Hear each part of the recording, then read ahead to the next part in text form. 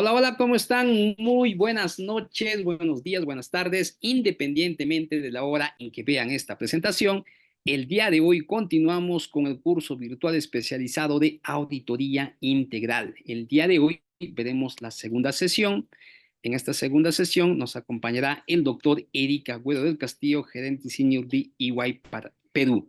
Para nosotros un honor, un privilegio poder contar con su apoyo para este evento virtual. Doctor Eri, ¿cómo está? Muy buenas noches. Tiene usted el micrófono habilitado. Iniciamos con esta sesión que nos convoca para el día de hoy. ¿Cómo está, doctor Edu? Buenas noches con todos, ¿cómo están? Espero que muy bien, ya mitad de semana, si no me falla la memoria, ya a veces uno con el día a día está con varios temas, pero en esta oportunidad, qué bueno que se hayan dado un espacio para continuar capacitándose. Recordemos que es muy importante siempre estar capacitado, y no sé si es que alguien ya ha tenido la oportunidad de repasar esta norma en un momento anterior, para que hagamos un preámbulo respecto de este proceso de actualizaciones constantes, ¿no? Recordemos que la NIA 315 fue actualizada recientemente, si no me equivoco, hace 1 o 2 años, y trae esto como consecuencia de que del cambio disruptivo en las tecnologías y cómo se involucran los sistemas informativos dentro del proceso de operación en general de todas las compañías y por ende en el proceso de auditoría. ¿De acuerdo? No sé si ahí alguien, voy a abrir el chat para que puedan ir participando. Eh, entonces no sé si alguien se anima a abrir, a abrir su micrófono o a escribir su consulta, si ya han tenido oportunidad y para conocer un poco la audiencia de esta NIA 315 que habla sobre la identificación y valoración del riesgo de incorrección material. Un poco en contexto, mientras se van animando, es en general, las normas internacionales de auditoría, que son las NIAS, lo que buscan es delimitar un marco uniforme sobre el cual se efectúe un proceso de auditoría, ¿de acuerdo? Y en general estas NIAS son aplicadas al proceso de una auditoría financiera, auditoría externa, y delimita cuáles van a ser los procesos o procedimientos que se deberían efectuar para esta sesión. Es la que estamos mostrando a continuación. ¿Cuál es el alcance? ¿Cuál es el objetivo? ¿Cuáles son las definiciones y cuáles son los requerimientos que establece la NIA 315? ¿De acuerdo? Un poco, el alcance va asociado también, como menciona el nombre de la norma, es cuál es la responsabilidad que tiene el auditor o la persona que ejerce el proceso de auditoría de identificar. Recordemos que esto es clave, ¿ya? Siempre para cualquier proceso de auditoría, siempre lo importante o el paso inicial es el proceso de identificar y posteriormente valorar el riesgo de incorrección material que puede existir en qué, en un estado financiero. Entonces, lo que siempre pasa y lo que yo he visto y en mi experiencia es que en el proceso de auditoría siempre se va a analizar directamente los números. Es un sesgo que usualmente tiene la mayoría de personas que son contadoras o que están muy ligadas a los números. Es que directo se van a ver los números, pero no entienden cuál es el contexto o la premisa o la situación sobre la cual se han plasmado ciertos números o cuáles son los resultados de estos números o cifras que se muestran en los estados financieros. Entonces, para dar ese contexto, es la importancia de identificar y valorar cuáles pueden ser los riesgos que afecten a los estados financieros en esta oportunidad. ¿Mediante qué? Mediante el conocimiento de la entidad y el entorno en el que opera la entidad. Recordemos que van a haber riesgos específicos a sectores específicos, ¿cierto? O sea, por ejemplo, una empresa de tecnología está muy sujeta a un riesgo de qué? De que el sistema de tecnología o su ambiente operativo o su negocio eh, pueda tener picos por algún desarrollo de un nuevo sistema, una nueva plataforma, la caída de un virus o, por ejemplo, una empresa desarrolladora de software de antivirus. No sé si se acuerdan que hace un par de años se puso muy de moda que existían algunos tipos de antivirus para cierta ola de encriptación de información que se dio. Entonces, es súper importante y es primordial y yo diría que es esencial y lo bueno es que lo recoge eh, la NIA dentro de su definición de alcance, es cómo opera una entidad dentro de su entorno.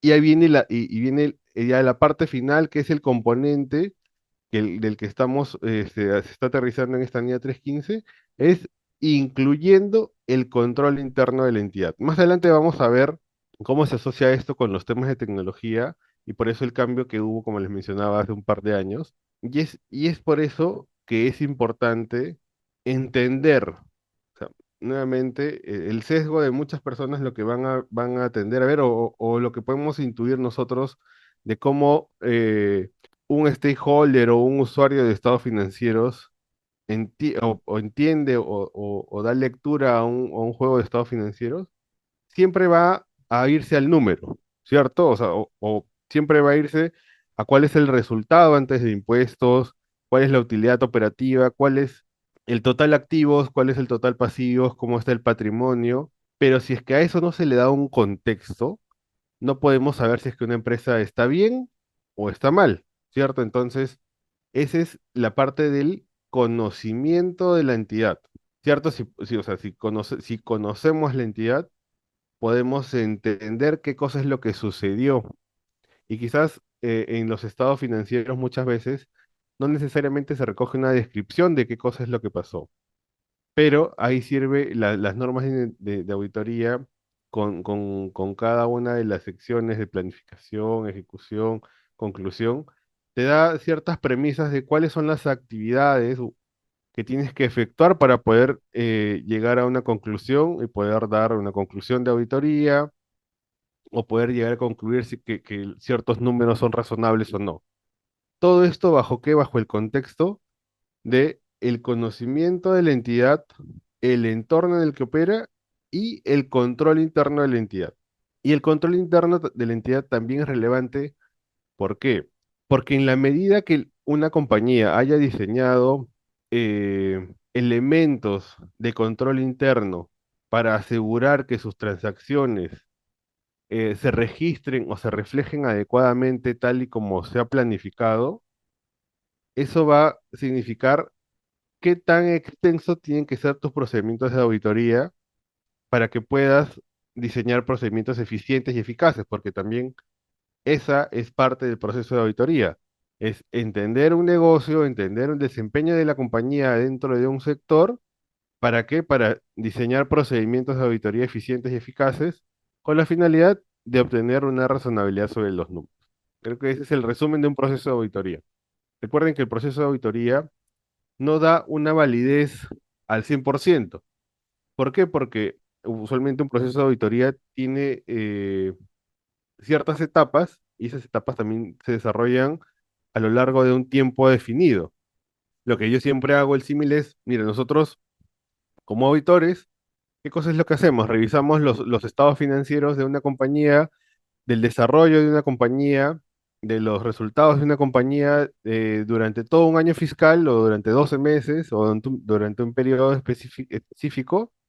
¿En cuánto tiempo? En una semana, en un mes y medio.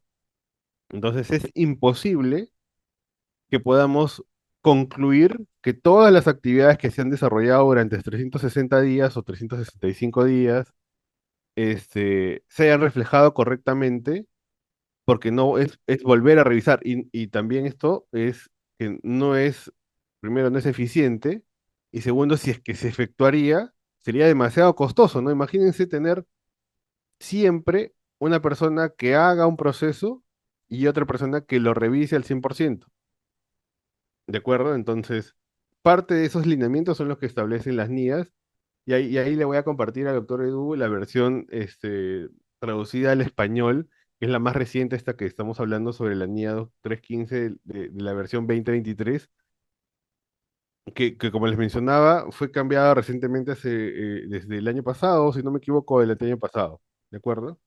Entonces, continuamos. El objetivo de la NIA 315 es eh, identificar, valorar los riesgos y acá se le añade una premisa adicional. ¿Cuál? Debido a fraude o error. Entonces, no te está hablando de que pueda existir una incorrección material debido a otra cosa, ¿sí? Porque para eso son las medidas que se toman para fines de la auditoría, sino te hablas específicamente debido a qué, a fraude o error. O sea, los estados financieros, para esto, para marco conceptual o un contexto general, es los estados financieros, ¿cuál es la finalidad de una auditoría? Y disculpen que sea repetitivo, pero necesitamos situar el contexto para que todos podamos entender. El contexto de efectuar una auditoría es dar razonabilidad a unos estados financieros. Nuevamente, es razonabilidad, no es exactitud. Si nosotros queremos exactitud, primero, no es eficiente, segundo, es muy costoso, porque exactitud es asegurarte que el céntimo, el dólar con sus centavos sean los que se estén declarando o sean los que realmente han ocurrido y eso significaría una inversión enorme de tiempo. Entonces, lo que se hace es efectuar el entendimiento del proceso o de las compañías, de cómo funciona la compañía, evaluar en qué procesos y cómo el riesgo de incorrección material debido a fraude o error en los estados financieros eh, se pueden generar o con la finalidad de que se proporcione una base para el diseño e implementación de respuesta a esos riesgos, valorados por una incorrección material. ¿Qué significa? Es, una vez que yo identifico o entiendo cómo funciona un negocio, y este funcionamiento es desde el momento uno, o sea, es de, por ejemplo, si estamos auditando el proceso de ventas, o estamos auditando, sí, el proceso de ventas. Lo primero es, no, de frente allá, ¿cómo reconoces una venta y cuál es el asiento contable y quiénes son tus principales clientes? Ya, esto es parte del proceso de entendimiento. Pero la recomendación es, entiende todo el proceso. ¿Cómo se genera una venta? Ni siquiera cómo se genera una venta. Un paso antes, ¿cómo se genera una solicitud de venta? No sé, una propuesta, un requerimiento. Ah, no, mira, los requerimientos de venta pueden ser, este, porque yo tengo vendedores. Ok, tienes vendedores. ¿Tus únicas ventas son por vendedores? Sí, sí, mis ventas son únicamente por vendedores. Y luego te enteras, porque ya comienzas a analizar mayor detalle, que la compañía también tiene una página web. Entonces no son, los ingresos no solamente son por ventas de productos directamente de vendedores físicos, por así decirlo, sino también hay una venta por web. Y cada uno tiene un riesgo diferente, ¿de acuerdo? Entonces, esa es la importancia de entender del conocimiento de la entidad, de su entorno y de cómo funciona. Eh, y con la finalidad de que hacemos esta identificación y valoración de los riesgos. Recuerden que un riesgo nunca se elimina, sino se reduce su aceptación. O sea, la compañía identifica riesgos, pero no se pueden eliminar. Por más que se tercericen, los riesgos no se eliminan, sino se reducen o se minimizan. Con la finalidad de que, en caso ocurra, el impacto sea lo más reducido posible. ¿De acuerdo? Entonces, eh, la identificación y valoración de los riesgos, tanto en los estados financieros como en las afirmaciones o aseveraciones, con la finalidad de proporcionarnos una base para diseñar e implementar respuestas a esos riesgos. ¿Qué significa eso? Es el control interno de la compañía.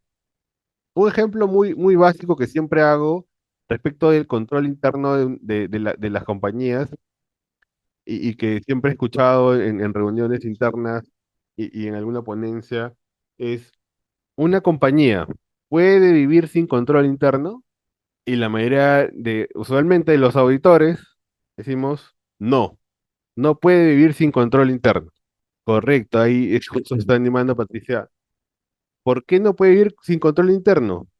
Porque si no, no funcionaría la compañía. Entonces, la siguiente pregunta es, claro, quizás como auditor lo que haces es revisar evidencia y ese proceso de evidencia quizás no esté debidamente documentado, que eso es lo que usualmente pasa. ¿De acuerdo? Correcto, Rubiela, no funcionaría correctamente una empresa si es que no tiene control interno. Y el ejemplo simple que pongo es, usted, y no sé si es que ya lo comentaba acá, es, uno tiene una casa. ¿Qué hace uno para, eh, para reducir el riesgo de que le roben? Creo que acá, participen. ¿Qué cosa es lo primero que se les vendría a la mente que harían cada uno de ustedes con la profesión que tengan eh, para poder reducir el riesgo de robo de una casa? A ver, voy a ir leyendo sus respuestas para todos estar. Gracias por la participación. Y las respuestas pueden ser, a ver, poner alarmas, implementar un plan de seguridad, contratar un seguro, vigilante, alarmas, seguridades por áreas. Correcto. To- eh, Todas las respuestas pueden ser correctas, pero se olvidan del primer paso, que sería poner puertas.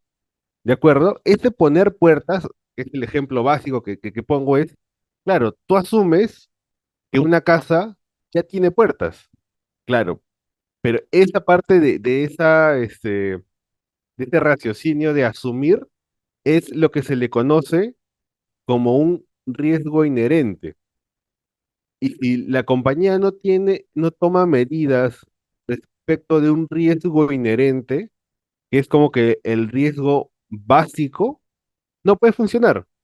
Un ejemplo ya llevado a una compañía. ¿Cuál es el riesgo inherente de efectuar una venta o de generar ventas? Es, creo que lo lógico es, primero, tener un stock. O sea, si yo quiero vender algo, si vendo una mercadería, ¿qué cosa es lo primero que quiero hacer para vender? Y aparte de buscar el cliente, primero que tengo que hacer es tener un stock, tener mercadería. Y entonces, claro, lo lógico es decir, no, mira, Eric, para poder hacer una venta yo tengo que tener stock. Y te digo, ok, de acuerdo, pero el stock tú asumes que debe estar en buen estado, ¿cierto? Para que lo puedas vender a un precio con un margen alto. Entonces, este tipo de factores primarios, por así decirlo, o que llegan a ser tan básicos, o que cuando uno pregunta, o que las respuestas pueden ser muy básicas, son conocidos como los riesgos inherentes a un proceso. Y si la compañía no tiene un control interno adecuado para cubrir esos riesgos inherentes, simplemente una compañía no funciona, ¿de acuerdo? Entonces, si ya definí cuáles son los riesgos inherentes que los estamos cubriendo mediante el control interno que pueda tener una compañía en las diferentes actividades que pueda realizar, ya sigue el siguiente procedimiento, que es establecer controles para procedimientos específicos, considerando qué cosa, su riesgo de incorrección material. ¿Por qué? Porque, ¿qué cosa es lo que nos preocupa que pueda estar mal en una auditoría?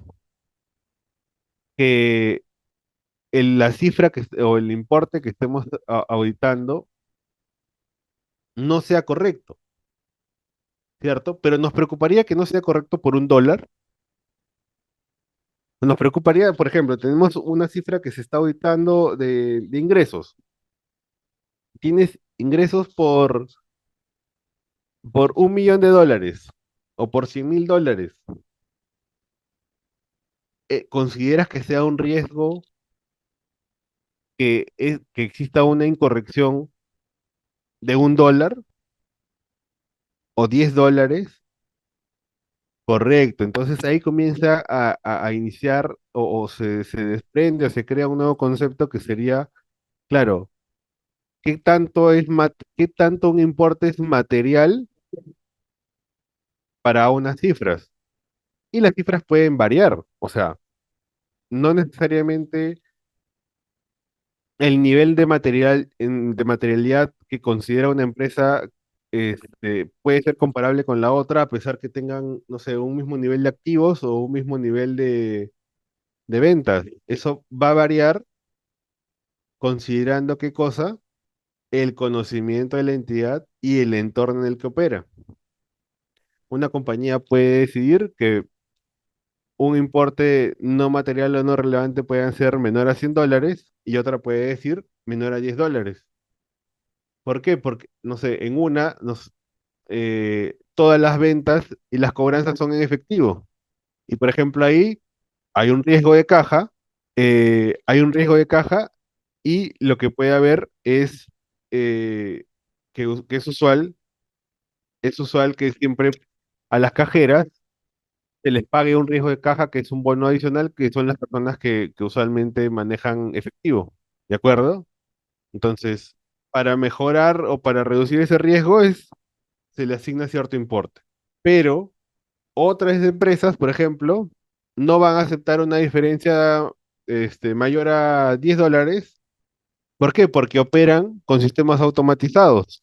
Entonces, si opero con un sistema automatizado con cobro con tarjetas, en el caso de las tarjetas, puede haber un error de que le dé un vuelto diferente, un vuelto de más a la compañía o a la persona, a mi cliente que me está comprando. No, porque claro, qué haces cobrando en efectivo?